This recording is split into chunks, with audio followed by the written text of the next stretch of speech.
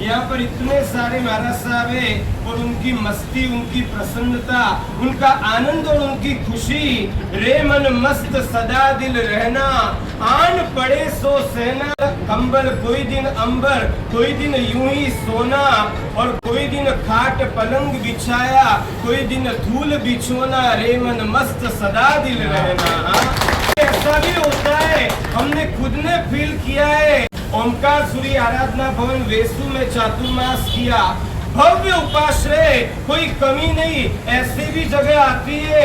और कभी कभी ऐसा भी मौका आता है कि सिर पर छत भी ना हो और फ्लोरिंग के भी ठिकाने नहीं हो, रात निकालना पड़े तो भी साधु मजे से जी सकता है। रे मन मस्त सदा दिल रहना, आन पड़े सो सहना, और कोई दिन घी गुड़ मौज उड़ाना, कोई दिन लूखा खाना, कड़वा मीठा सबका सुनना, मुख अमृत बरसाना, रे मन मस्त सदा दिल रहना, आन पड़े सो सहना। और आखिरी में बहुत अच्छी बात उन्होंने कही, उन्होंने कहा कोई दिन शाह बने शाहों के, कोई दिन फकीरा दीना। कभी ऐसा होता है, हम और बालमुनि जी एक जगह पर थे और नरेंद्र मोदी का कोई रोड शो था, हमारा वहां से निकलना हुआ और जैसे ही उनकी नजर दूर से पड़ी, प्रधानमंत्री ने एक झटके में अपना सिर झुका दिया। सल्तनत भी संत के सामने अपना शीश झुकाती है। ये जिन शासन उन्होंने सिर झुका दिया। अभी कोटा गए तो लोकसभा के स्पीकर स्वयं ओम जी बिरला आए और एक दीक्षा में 2 घंटे तक वो मौजूद रहे। कोई दिन शाह बने शाहों के, कभी साधु ऐसा होता है कि शाहों का शाह बन जाता है, कोई दिन फकीरा दीना, और आत्म नशे में देह बुलाकर साक्षी भाव में जीना। रे मन मस्त सदा दिल रहना, रे मन मस्त सदा दिल रहना। संसार एक धोखा है, मनुष्य जीवन एक मौका है, और ले लो अगर दीक्षा तो ये विजयी चौका है, ये चौका लगाने जैसा है। अहमदाबाद के एयरपोर्ट से जरा सा उड़ा और एक बिल्डिंग से जाकर के टकरा गया, प्लेन क्रैश हो गया। जितने लोग थे उनमें से एक को छोड़ करके बाकी तमाम की मौत वहीं पर हो गई।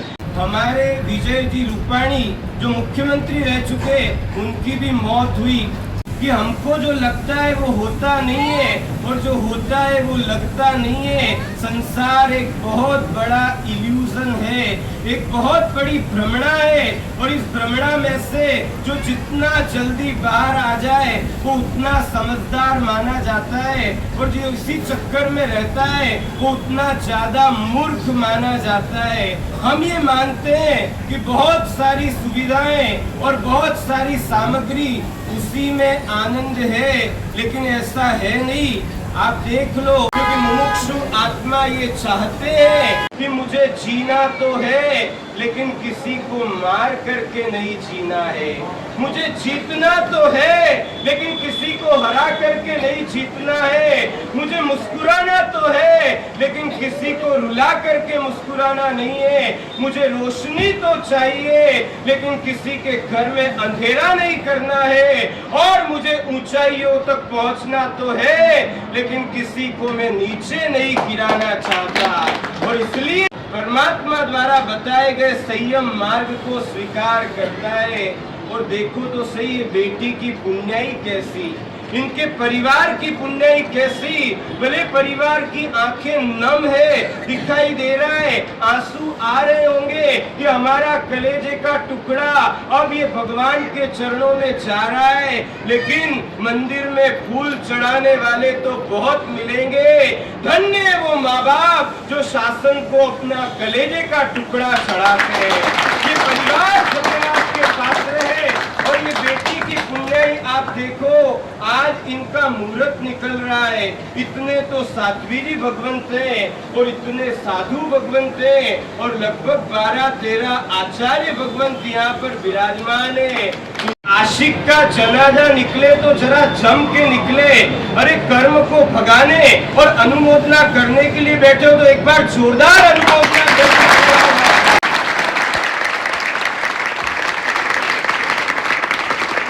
हमारा आध्यात्म आध्यात्मिक नाता है और आध्यात्मिक संबंधों की बदौलत हम इस तरह से आते हैं। आज गच्छाधिपति वचन सिद्ध गुरुदेव भगवती सूत्र के ऊपर जिनकी मास्टरी कही जाती है, पिछले 10 नहीं, 20 नहीं, 30 नहीं, 40 साल से जो भगवती सूत्र के ऊपर प्रवचन दे रहे हैं, फरमा रहे हैं, ऐसे गच्छाधिपति श्री की निश्रा प्राप्त हुई है। और शताधिक शिष्य शिल्पी गुरुदेव हेमचंद्र सागर सूरी महाराजा जिनके हाथों से रजोरण लेकर के सैकड़ों पुण्यात्मा आत्म कल्याण के मार्ग पर अग्रसर हुए, ये इनकी पुण्याई है। और इसलिए लास्ट में इतना ही कहना है, फानुस बनकर जिसकी हिफाजत हवा करे, वो शमा क्या बुझे जिसे रोशन खुदा करे। हाँ, वो शमा क्या बुझे जिसके मुहूर्त में अगर 12 15 13 आचार्य भगवान पधारते हो